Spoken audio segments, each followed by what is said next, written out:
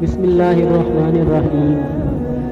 حضرت ابو ہریرہ رضی اللہ تعالیٰ عنہ سے روایت ہے کہ رسول صلی اللہ علیہ وسلم نے فرمایا، پانچوں نمازیں اور جمعہ سے جمعہ تک اور رمضان سے رمضان تک درمیان کے تمام گناہوں کو معاف کرنے والے ہیں، جبکہ کبیرہ گناہوں سے بچا جائے۔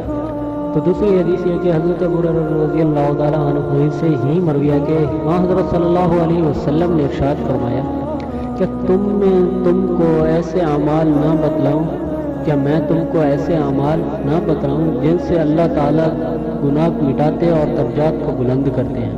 تو صحابہ کرام رضوان اللہ علیہم نے عرض کیا، کیوں نہیں یا رسول اللہ صلی اللہ علیہ وسلم؟ ارشاد فرمایا، ناگواری کے باوجود کامل وضو کرنا، مساجد کی طرف زیادہ قدم چل کر آنا اور نماز کے بعد دوسری نماز کا انتظار کرنا، بس یہ سرحد پر پہرا دینے کی طرح ہے۔ تو پلیز اگر ہماری ویڈیو اچھی لگے تو ہمارے یوٹیوب چینل کو سبسکرائب اور لائک شیئر ضرور کریں، اور 5 وقت نماز پڑھنے کی توفیق عطا فرمائے اللہ تعالیٰ ہم سب کو اور آپ کو بھی۔ شکریہ۔